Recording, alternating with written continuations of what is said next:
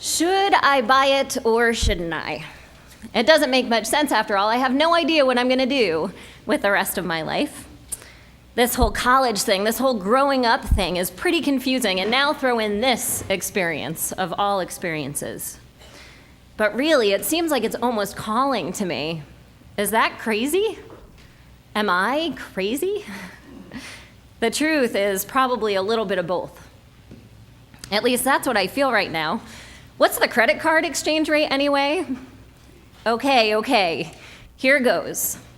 I'll take this one. You may be wondering what on earth I am talking about.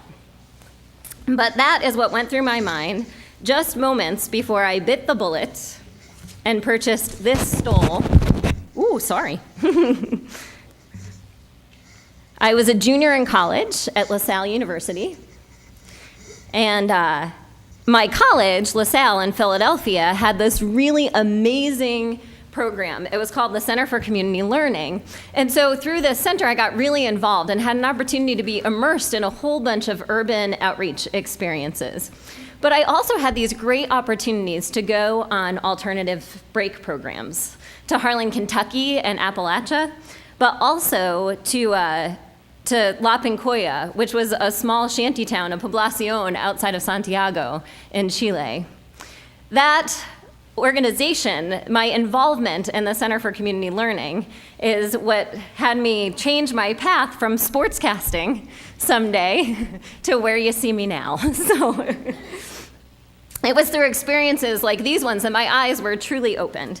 My thinking changed, and my hunger to learn more about people and relationships and communities grew to the point where I changed everything and became a sociology major with a concentration on community development and a minor in justice and society studies. Right? A whole lot of words, and one of those degrees that led everyone in my life to go, what? And what on earth are you going to do with that, right? I'm watching heads nod, like, yeah, if you were my kid. So as I was graduating from college and then again from seminary, I remember packing and unpacking a box that held this stole in it. A sign for me that evoked all sorts of memories, all sorts of emotions, all sorts of confusion and clarity at the same time. I chose to purchase this stole at an organization in Chile, the Association of the Families of the Detained and Disappeared, before I had fully taken the bait and answered the call to ministry. Right? So I thought, if nothing else, it would point to my faith and make a nice decoration or something. Not that I know how you display something of this sort in your home. Little did I know, though, what it truly held. You see, the women who create these stoles and the original handcraft that these developed from the arpillera do not do so out of a sense of fulfilling a need for tourists. So people like me can come back and have something cool to buy and a nice story to share about the quaint little shop in Santiago. They began to create these crafts out of necessity in a time when there wasn't much work for women, the early 70s, during the dictatorship of Augusto Pinochet. Many of their husbands, partners, children, family members had been detained, tortured, exiled, disappeared, never to be seen again. These women needed a way to provide for their families, but at the same time, they wanted to be able to do something to reach out to the world, to share with the world the plight of their own families and their people. So they created the arpillera, a handcraft made from recycled materials, oftentimes the clothes of those who might never be heard from again, and told stories with their hands. They shared memories of happier times and hope for happier times to come, pictures of children playing in family meals where everyone was present. They shared the stories of the dictatorship and the resistance, pictures of people protesting and asking where their loved ones were. They shared stories of their faith and the belief that God walked with them throughout this entire journey that they were experiencing. Through these crafts, they shared memories and helped to educate the world about a dark time in human history. We had the opportunity to meet with some of the crafters in Santiago one day on my first trip to Chile. And when we did, and when we met with anyone who had lived through that time and made it out alive, they said that the most important thing to do was to share memories and to not fear those memories, no matter how painful, because it was through those memories and those stories that people were educated and changed and inspired to do something, anything.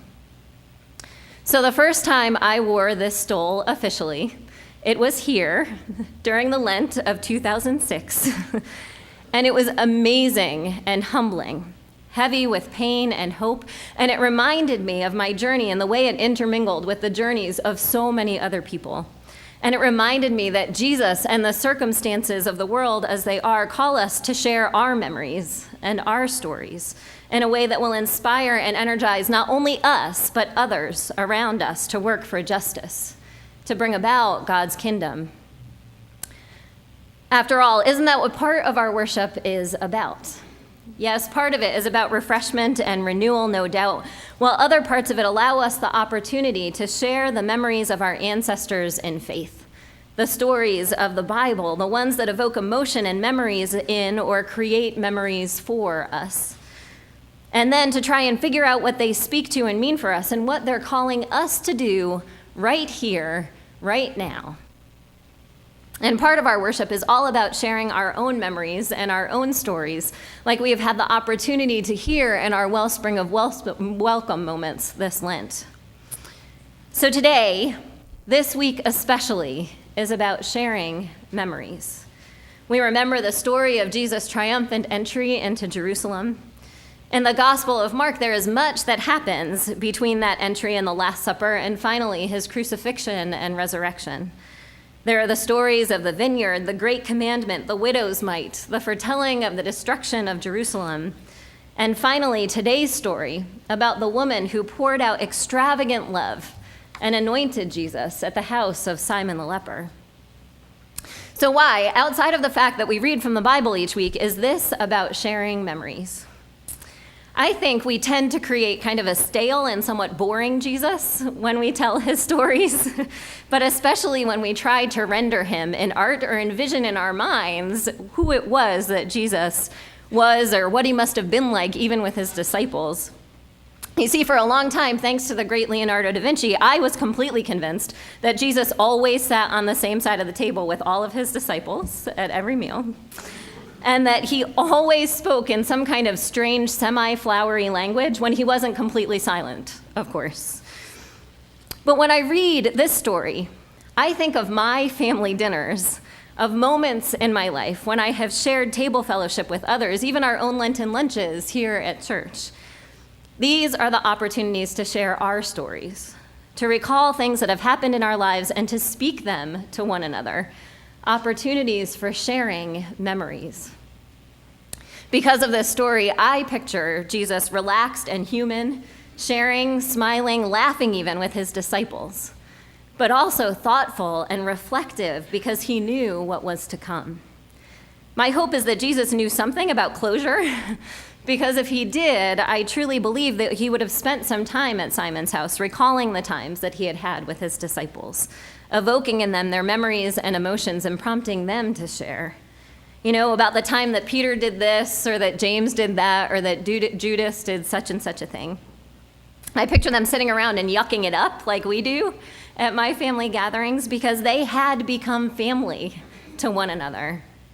When this very strange thing happens, the woman with the expensive and pungent ointment comes in, breaks open the jar, and anoints Jesus' head, making the disciples furious. What on earth is she doing, after all? Not only has she, a woman, interrupted an otherwise special and potentially even relaxing and fun meal, she has also taken what could have been used to provide resources for the poor and poured it out all over Jesus. This cannot be right. But we know now that it was. Because anointing was one of those things that people did in order to show that other people had power. You see, the woman got it. Somehow, in the room that night, she was the one, perhaps the only one, who recognized Jesus for who he truly was. The Son of God, the Messiah, come to set the people free. So as the scene switches a bit, we see Jesus changing the tone of the gathering. He tries to enlighten the disciples. The poor you will always have with you, but you will not always have me. She has done what she could. She has anointed my body for burial. Then he invites them to share this story, what will become for them a memory with all sorts of emotion and meaning wherever the good news is shared in the whole world. To that end, my friends, this is one of the few stories that's in all 4 of the Gospels. Jesus said, what she has done will be told in remembrance of her, in remembrance of the woman whose steadfast faith and whose spiritual insight and maturity helped to set the stage for what was to come next, for a centerpiece of our faith even to this day. So each year during Lent, I pull out my purple stole from Chile. You know, the one with all the pictures of Jesus and his life on it? But for me, it's so much more than a neat conversation piece, a handcrafted stole that I bought on vacation somewhere. Instead, it reminds me of the women who lost everything and who had to find a way to restore hope and justice to their world. It reminds me of the joy on the faces of those we met who had been tortured and exiled because they made it out alive and were sitting once again at the table with their loved ones, sharing laughs and making new memories. And it reminds me of the faith that we all share in Jesus Christ as it points to the memories we share each week and each year about his life and all the key players like the crazy bold woman with the alabaster jar. And all those have come to mean to and for us. This week, we remember some of the stories that are painful, moving, heart-wrenching, and inevitably hopeful. We remember some of the worst of what human beings are capable of, partnered with some of the best of what we are capable of, transformation and love and work toward justice. We gather at the table today, and we are able to share the story of the way that God's grace and love were poured out for us in the life and death and resurrection of our brother Jesus. And we are able to give thanks that this week so long ago was not the end of the story. That, my friends, is good news. So let us walk faithfully into this week, willing to take the difficult with the joyful, willing to focus on God's call to us, and willing to share the memories that solidify us not only as followers of Jesus, but as a family of faith. Amen.